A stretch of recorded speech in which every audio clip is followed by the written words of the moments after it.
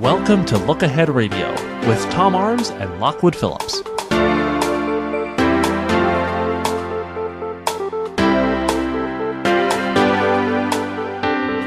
Happy post-Christmas to you, and of course a wish for a very better new year. And of course there's every indication that the new year is going to be much improved in light of the changes here in the United States, specifically when it comes to leadership. As a matter of fact, that will be part of the topic this afternoon with Tom Arms here on Viewpoints. As always, you're welcome to join us by phone. 252 area code of our listening audience, 247-7282. That's 247-7282. 910 area code 353-4674. 353-4674. And that toll-free number, 800-818-2255. Via email at Viewpoints with an S, mind you, viewpointsradio@hotmail.com. Via Facebook at Viewpoints on the talk station. And, of course, I have to make mention of the fact that we have Mr. Ross Carraway, married now, behind the wall, window and board, and soon, Mrs. Amanda. She's going to be Bowman, right? I'm always confused on the last name. I want to make sure. Bowman, thank you very much. And, we're going to be a full house here very shortly. That you've been hearing about that every morning here on Coastal Daybreak with Ben Ball. Okay. I want to move on to the program for the day. We are doing this program an hour earlier than normal so that, well, I can make some personal appointments. I've got grandchildren visiting. I'm looking forward to seeing them. And in the process, it's early in the evening, and we'll probably engage in some of the conflicts over the past few weeks early on. And I'm looking forward to this conversation with Tom Arms of LookAhead Radio and, of course, LookAheadNews.com. Look Ahead Radio heard every Friday afternoon here on the talk station. And with that, well, we'll start off with a Merry Christmas and wishing a very Happy New Year to Tom Arms. Tom, good evening. Happy New Year to you. How was Christmas? It was very nice. It was very quiet. We had both our children home for Christmas, which was nice. They cooked the Christmas meal, which was even nicer. Cleaned up. Did they clean up? Everything. Wow. Yeah, it was a great meal, too. Obviously, they love their mother. Now, my question to you is, what did you get for Christmas? I got a trip to Venice. Oh, well, okay. Not a bad deal. I got a wood carving set. Mm-hmm. I got some very nice books. I got some a photograph of my children. It was a very nice Christmas altogether. Okay. Yes, it was lovely. All right, the other question for you before we get into the news of the day. How did Santa pay his visit? Did he come knocking at the front door, or did he come down the chimney? We came down the chimney. Okay. I just wanted to make sure. But same Santa. That's grand. All right, Tom, let's get on with the events of the past week and look ahead for the year. Very quickly, I've got to ask, what is the mood in Europe, and particularly the UK, as a result of the decisions by the UN and Israel? We don't have that on the list, but I've just got to lead with that because that has been the discussion here for several days in the States. So what is the mood in Europe about the UN decision? Well, they're very worried about the Middle East as a whole. And this is just another straw on the Middle East camel's back. It's the idea that, I don't know, Netanyahu is angry and, well, it just doesn't augur well for any peace in the Middle East at all. Well, now, I'm curiosity here. It doesn't augur well in light of the fact that Israel is going to continue with the settlements, or is it a matter of the fact that the U.S. seem to, and the Israelis tend to feel that they had the rug pulled right out from under them? Historically, the U.S. has voted in opposition to actions by the UN Security Council, but this time around just did not vote at all, abstained. Does what the Obama administration did, what it did has absolutely no effect whatsoever. It's waited until the last month of its administration to do anything, and it will simply be reversed by Trump, who will probably turn around and say, we're moving our embassy to Jerusalem. And we're going to say, Netanyahu, you build as many settlements as you like. So in essence, what Obama has done nothing but open the door to Trump to enact another reversal. Interesting. All right. And, with that said, let's look ahead. The past year, with Trump now winning the presidential race, Trump and America? What is the expectation going forward in 2017? Well, a lot of people think that Trump is going to have a very, very hard time. That is a lot of people over here. And I think they're basing it on the reaction that people had to Brexit here. Everyone thought when the Brexit vote happened that there would be a honeymoon period, just like there is after an election, and people would just, forget about it and get on with their lives. And that is not what has happened at all. And I think you're going to find the same thing happening in the U.S. Normally, after a new president is inaugurated, there's a honeymoon period of 6 months or 100 days or something like that, as everyone gives him the benefit of the doubt. I don't think that, from what I've been reading, the New York Times, the Washington Post, I don't think that Trump is going to have any honeymoon period at all. How about in Europe? How about in the UK? Is there such a thing as a honeymoon for an incoming president of the United States? You've put a lot of pressure on the role of the president of the United States, and matter of fact, leadership role of the country. What about the European? They're very communities? suspicious. They're very suspicious of him. If he comes through with what he has said, his policies, then they're not going to be very well disposed towards him. If he starts backtracking on some of them, then they'll wait and see. But he's starting on a back foot. He's not starting on a front foot. He's starting on a back foot. They're very concerned about his butting up to Putin. They're very concerned about what he said about Iran. They're very concerned about relations with Israel and the possibility of moving the embassy to Jerusalem and his appointment of David Friedman as the ambassador. They are very concerned about his tough talk with China. They're very concerned about scrapping the Trans-Pacific Partnership. They're very concerned about renegotiating the North American Free Trade Agreement. They're very concerned about a whole host of things. All right, and so they see much of the approach to America and the world politique is going to be as a result of the new president, Donald Trump. All right, we've got Tom Arms with us this evening, and this portion of the program usually is heard in the second hour, but today we're doing it in the first. Of course, Tom Arms with LookAhead Radio and also LookAheadNews.com. Let's move then to another item, the future of Brexit for 2017. It doesn't look like it's going to be an easy departure. It's going to be a very difficult departure. Sometime next week or the week after, the British Supreme Court will give its ruling on whether or not Parliament should vote or has to vote on invoking the start of the Brexit negotiations. It will almost certainly say that it does have to do it, and it will be upholding a lower court's ruling on that. The government will not be happy, but will have to go along with it.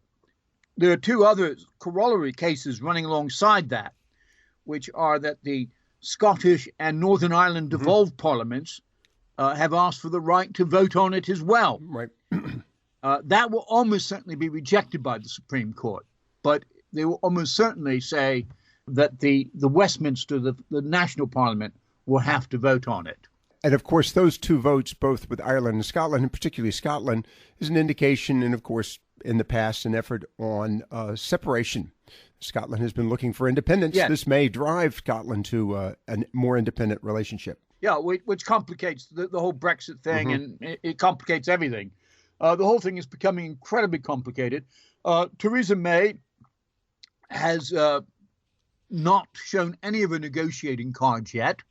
She's keeping them very close to her chest. Probably, the theory is, she really doesn't know what she's going to do anyway. And at this point, we're going to go to a break. I want to get into the issue of politics there as a result of Brexit, but also the events happening in Europe. Coming up in just a moment, we're going to be chatting with our guest, Tom Arms of LookAhead Radio and, of course, LookAheadNews.com. I'm curious about the European elections that are coming about and what role Brexit may have on those, as well as the issues associated with, well, the immigration and refugee issue there as well. Tom Arms, LookAhead Radio, and of course, LookAheadNews.com, our guest this evening. And if you'd like to call in with a question or comment, you're welcome to do so. 910 area code 353-4674, 252 area code 247-7282. Look Ahead Radio will return in just a moment. This is Tom Arms with LookAheadNews.com's World Report for the week beginning the 2nd of January 2017. Look Ahead broadcasts tomorrow's news today so that you can plan to participate. It's Christmas week again. This time it's the turn of the Julian calendar users in the Orthodox churches in Russia, Moldova, Belarus, and Ukraine, and the Coptic Church in Egypt and Ethiopia. But for all the other Christian countries, it's back to the grindstone after a holiday break. Either this week or next, the British Supreme Court will deliver its judgment on whether or not the government needs parliamentary approval before triggering Brexit negotiations. And in Paris, the son of the president of Equatorial Guinea, Teodoro Obiang, goes on trial on Monday accused of plundering his country's treasury to fund his lavish lifestyle. On Tuesday, it's the second phase of the trial in Charleston, South Carolina, of white supremacist Dylan Roof. The jury will decide whether or not to impose the death penalty after Roof was found guilty of murdering parishioners in a Charleston church.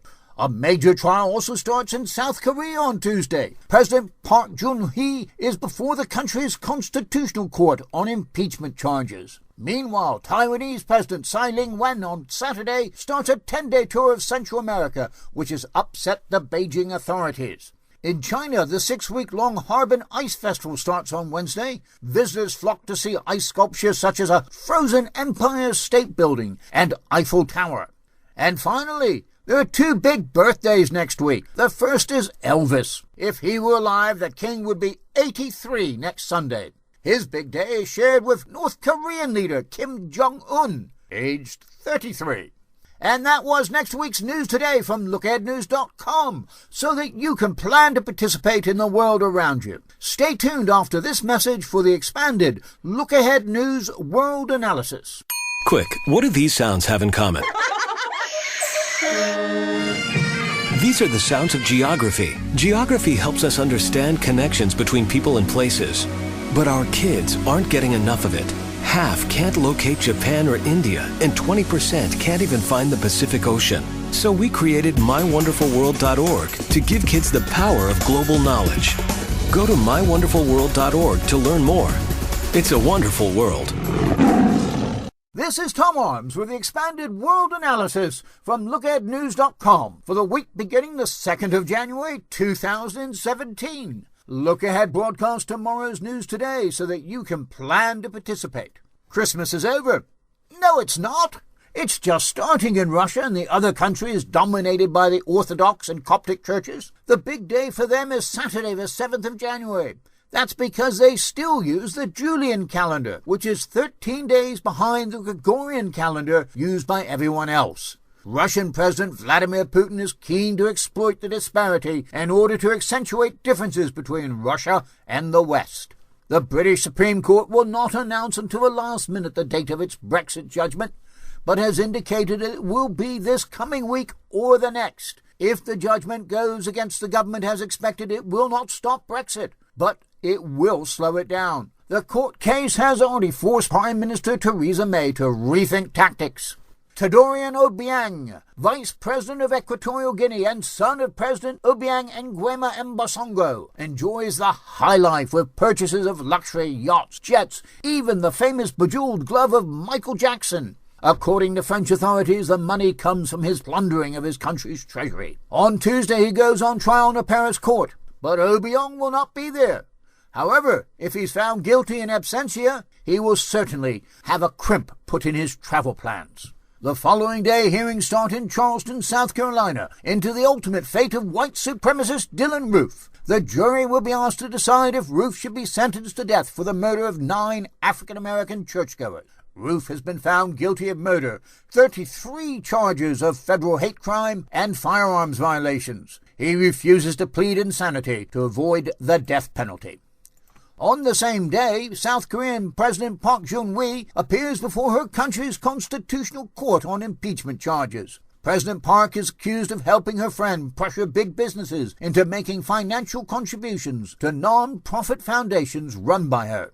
The court has 6 months to make its decision. Should she be removed from office, the new president has to be elected within 60 days. Beijing is upset with Washington over Taiwan again. This time it has nothing to do with Donald Trump. Beijing is upset that the Obama administration is allowing the plane of Taiwanese President Tsai Ing-wen to transit through the United States on its way to Central America. President Tsai will be making visits to Honduras, Nicaragua, Guatemala, and El Salvador. And that was next week's News Today, so that you can plan to participate in the world around you. Stay tuned after this message for Viewpoints Around the World with myself and Lockwood Phillips. Welcome back to Look Ahead Radio. Here is Lockwood Phillips.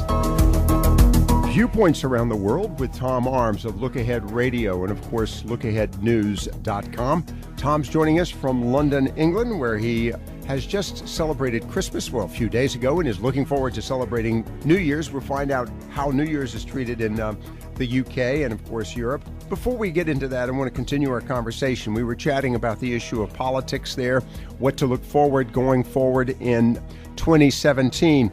And I've got a caller standing by, but before I get to Mike and Hubert, I want to go to this very quickly with you.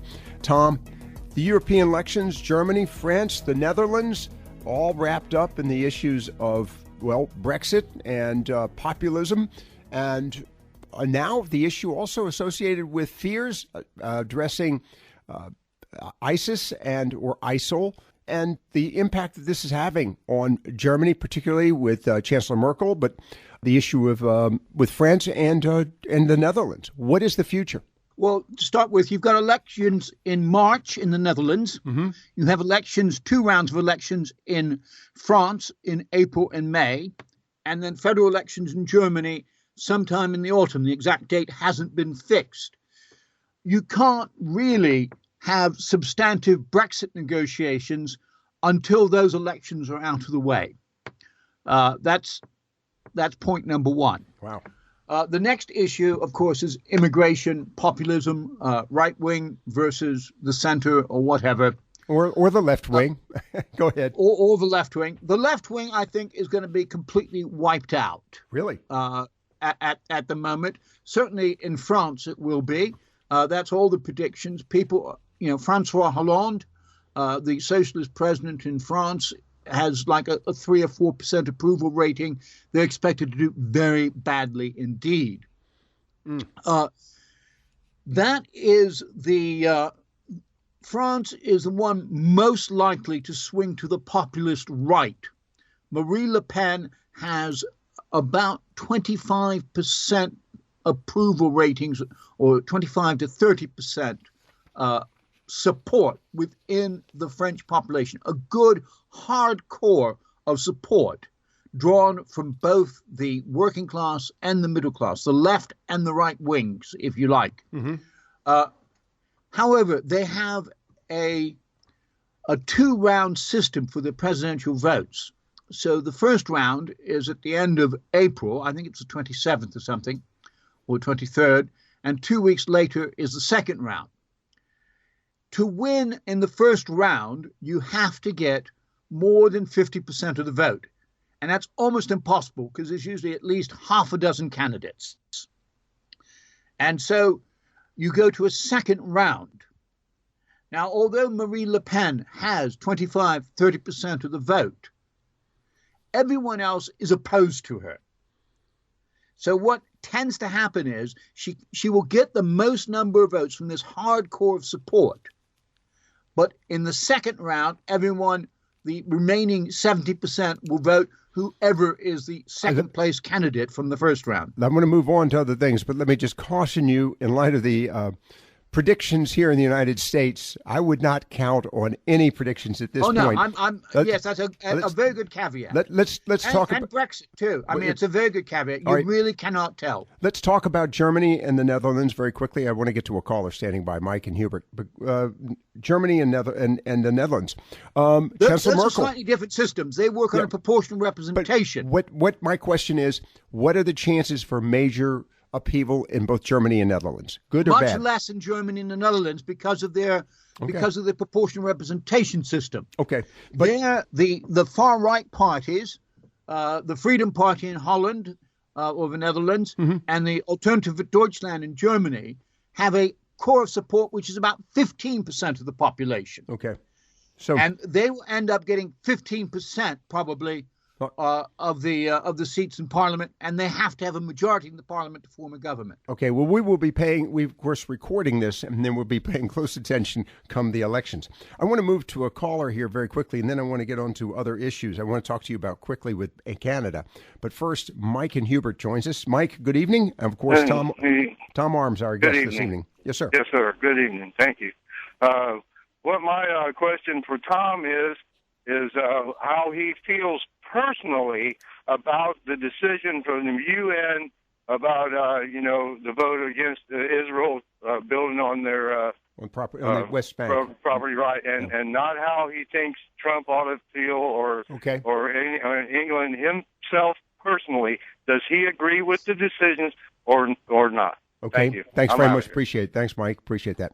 All right, Tom. Back to that issue. What is your personal feelings about that? I think it was an empty gesture. Well, I as I said at the beginning. But how do I feel personally?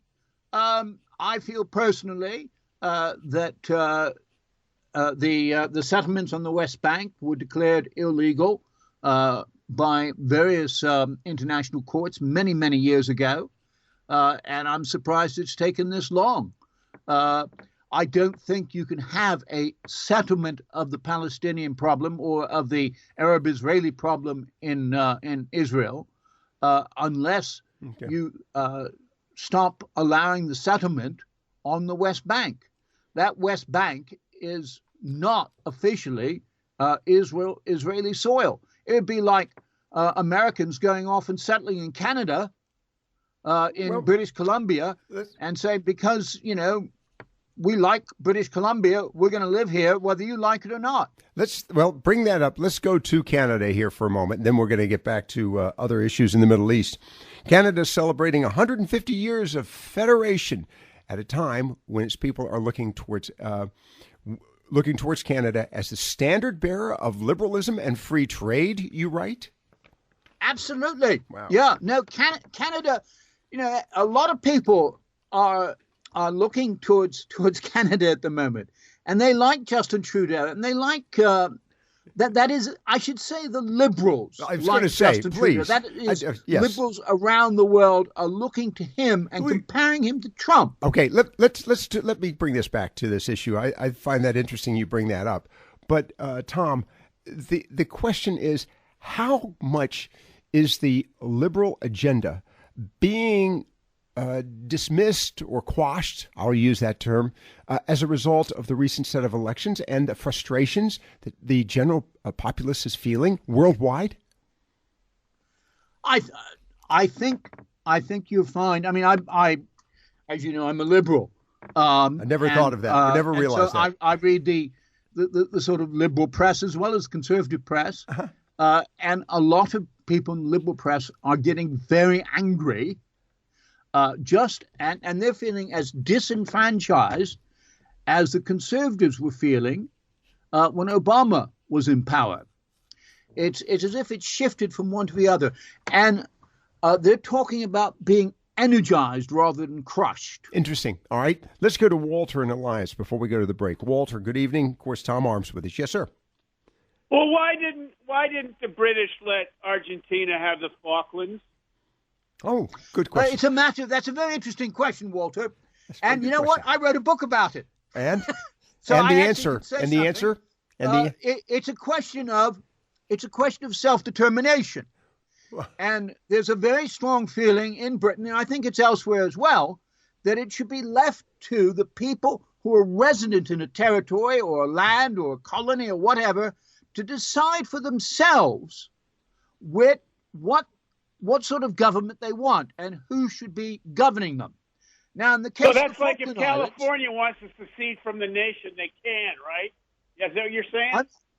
I'm sorry? If California... If California wants to secede from the United States, you think they should?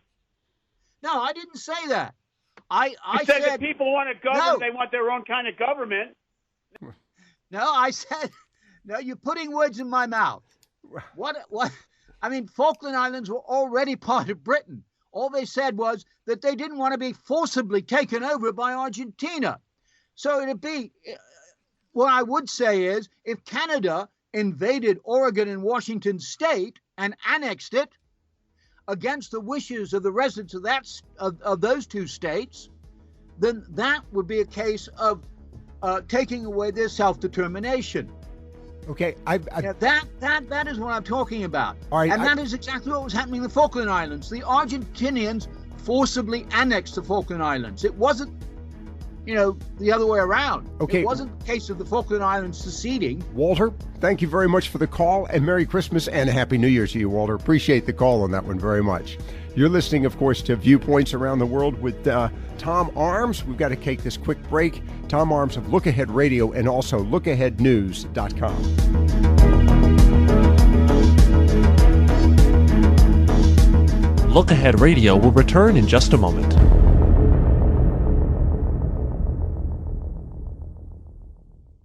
They say the best things in life are free. So, hey, why are we paying so much for our basic information and entertainment needs? The average cable TV bill has more than doubled in the last 10 years. The price of movie tickets keeps going up. So, exactly what is free today anyway? Well, you're listening to it. Local radio. Support the advertisers that support this radio station. And keep listening. We won't send you a bill. There are still some things you just shouldn't have to pay for. We now return to Look Ahead Radio. Here is Lockwood Phillips. Viewpoints Around the World with Tom Arms here on the talk station this evening. Normally heard in the second hour of the program, but tonight, the first hour. Second hour will be a portion of Lars Larson, as a matter of fact. Tom's with us from the United Kingdom. He's in London. And Tom, let's talk about the events in the Middle East here. We chatted about it briefly, the topic of Israel and the issue of the UN vote and the fact that the U.S. abstained. But there are other issues as well. We read earlier this week that Tayyip Erdogan, the president of Turkey, has actually declared that the West, and particularly the U.S., were aiding the folks in ISIS or ISIL. And that was a little bit of a shock. And so I'm wondering, what is the future of the relationship with the U.S. and Turkey, the rest of the Middle East, and Turkey and Russia? Well, Erdogan just seems to be very busy burning the bridges that traditionally link Turkey to the West. Nobody's quite certain what he's up to, other than that he wants to concentrate more power into his hands. And later this year, there's going to be another constitutional referendum, which will give him sweeping executive powers. Mm-hmm. And he's trying to create conditions in which he will win that referendum. One is to create enemies in the West against which the country can unite against behind him.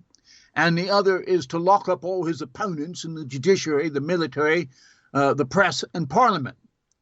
And it looks as if in the constitutional referendum, he may get his way. Well, then what is the future of the Middle East? Because he has been the wild card, literally and figuratively speaking. And, of course, you also have the role of Russia in all of this. And Turkey and Russia at times have not been close, have had close relationships. So they're very close now. They are now, but can you trust, No, you can't trust anyone. So when you say that he's been the wild card, well, I think they're all wild cards. It's the wild East. All right.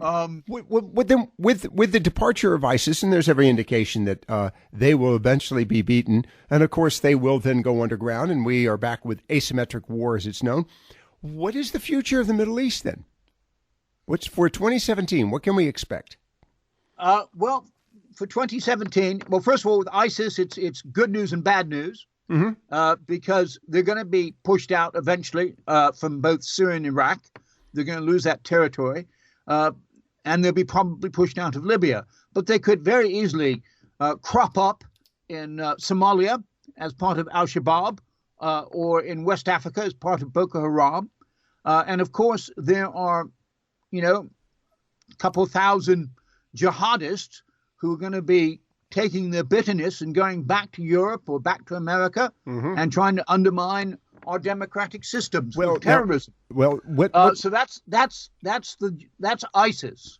Now, as for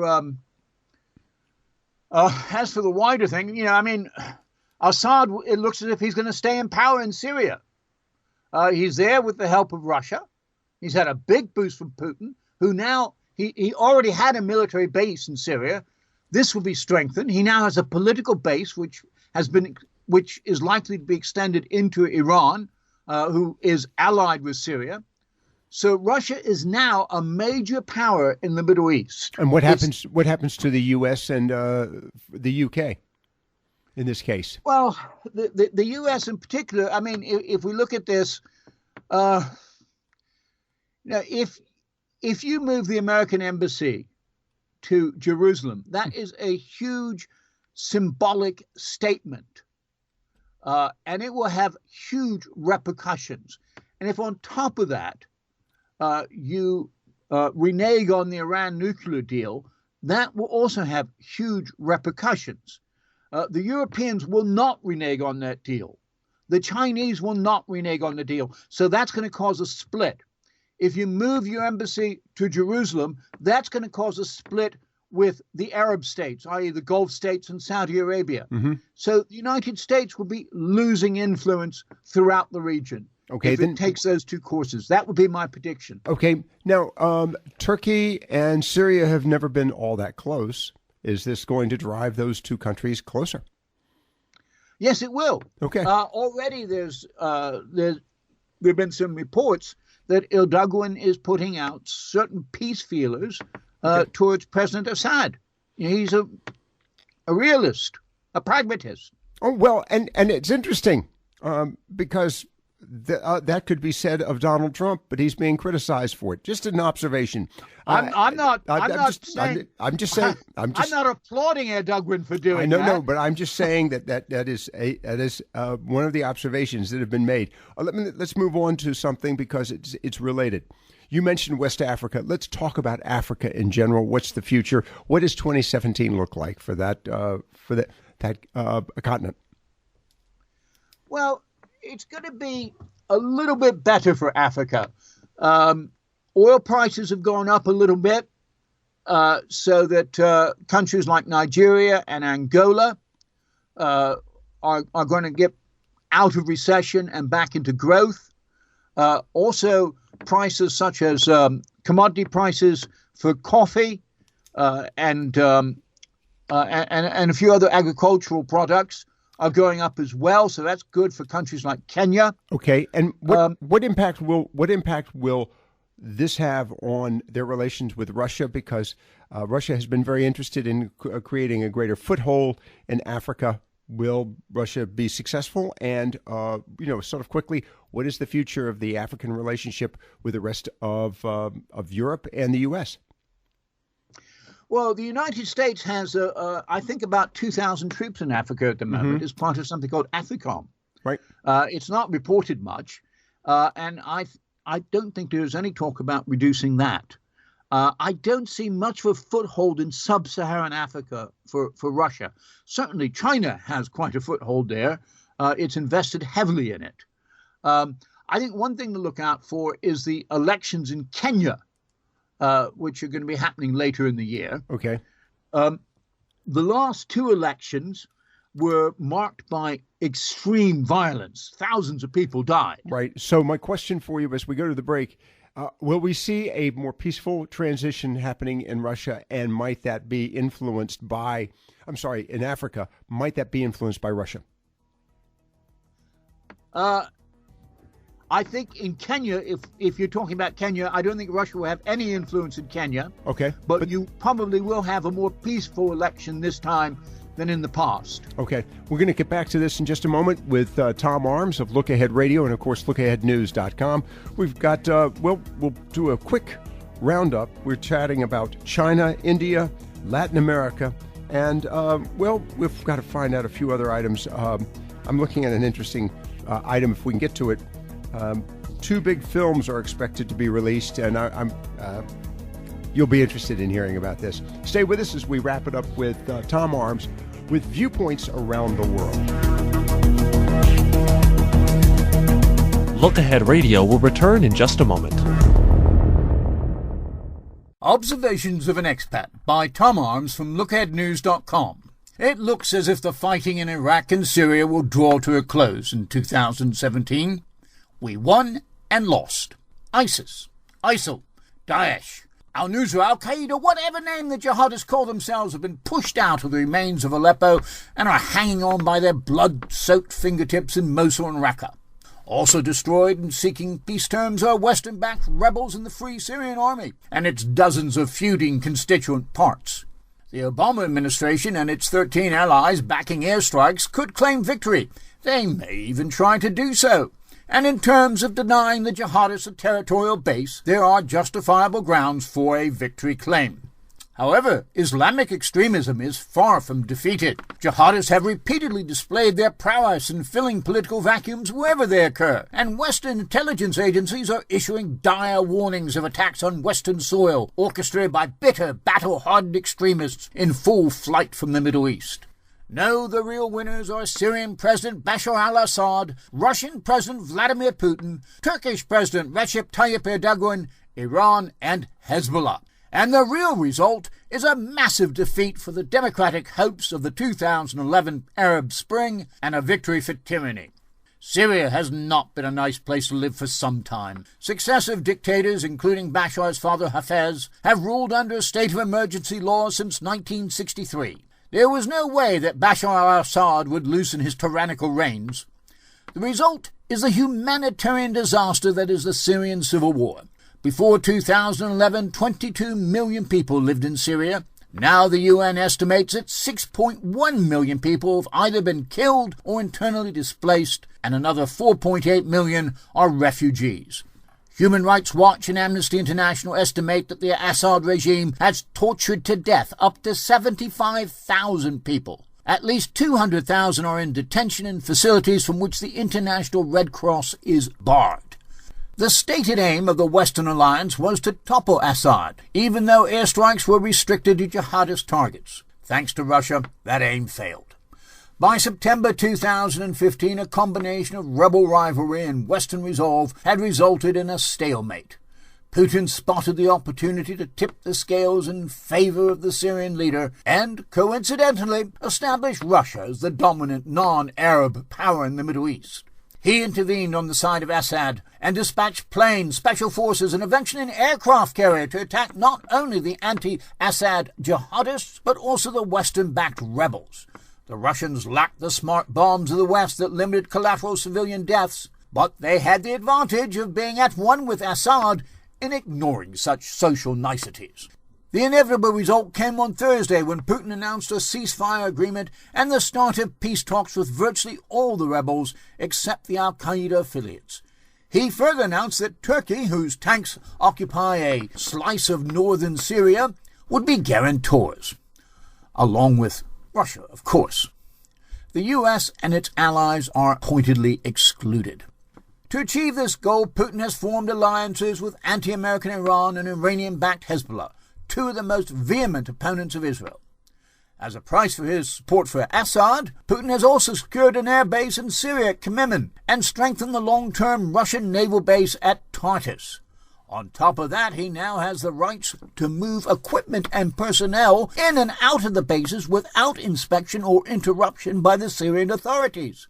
Khmeimim and Tartus have become de facto sovereign Russian territory. To sum up, the Russian president has rescued Assad, started to split Turkey away from NATO, strengthened the position of Iran and Hezbollah, created two military bases in the heart of the Arab world, and established himself as the strong man of the Middle East. The last point could prove to be the most telling. Arab leaders are realists. They respect power and success, and will work with those who achieve it. At the moment, that is Assad and Putin. Welcome back to Look Ahead Radio. Here is Lockwood Phillips. Viewpoints around the world with Tom Arms of Look Ahead Radio and, of course, LookAheadNews.com. Tom, we've only got about 3 minutes to go before we wrap things up before the new year catches us. China. What will be the reaction in China right now with the change in the U.S., but also Well, with Brexit as well, what can we expect? What's your prediction for 2017? There are two big things to look out for in China in 2017. One is the response to Trump. All right. If Trump carries through on the various threats he's made against China. And the other is in October, there is the National People's Congress, or the Communist Party Congress, which happens once every 5 years. And there are going to be a lot of resignations. And the president, Xi Jinping, is going to be trying to pack the hierarchy with his appointees. And that's going to be, you have to watch that very carefully in October. And there's a run-up to that now. Okay, and the other aspect of this is he has been consolidating more and more power. Let's move on to India. What's the future there, the subcontinent? Well, in India, it's very interesting. China's the big power in Asia. But India is not far behind. Well, actually, it is fairly far behind, but it is growing faster than China now. China is growing at 6% GDP, and India is growing at 7.5%. And over a period of a dozen years, that could be a big difference. On top of that, China's population is getting older every day. Mm-hmm. And India's demographic means that it will have a relatively large workforce longer. And within about 10 years, it will actually have a larger population than China. And so watch India very carefully. The good news is that India is a democracy. Right. It's the largest democracy in the world. All right. Let's look to Latin America before we wrap it up and then get to some big films. But what's the future of Latin America? Venezuela. It looks as if the days are numbered, I would say, for Nicolas Maduro and left-wing government in Venezuela.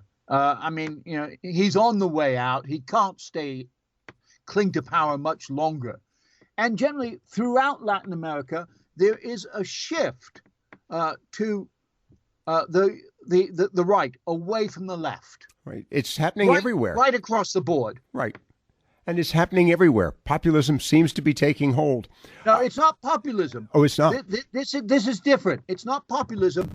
It is a shift to the center right. Okay. From the far left. All right. So it's not a shift to Trumpism, if you like. Okay, but the other issue, and we've got just a minute to go, Les. Brazil, the economy there. Will the economies of South America improve with the rising cost of oil? They're saying that basically the economies in Latin America contracted by about 1% recession in 2016. Okay. They will put on about 1% in 2017. So at the end of next year, they'll be where they were at the start of 2016. Okay. But they'll be going in the right direction again. Tom, very quickly, let's talk about the two films being released, Barbie and Baywatch. Barbie and Baywatch, yes. We're wrapping it up. Baywatch. There's going to be cameo appearances from, of course, David Hasselhoff and Pamela Anderson. They're going to be in there. I just hope that Pamela does a better job than a film she had out a few years ago, which was reviewed by one British newspaper with the words that to describe Ms. Anderson's performance as wooden would be an insult to trees. Tom Arms of Look Ahead Radio and, of course, LookAheadNews.com with us this evening. This first hour dedicated to Tom and our look ahead to 2017.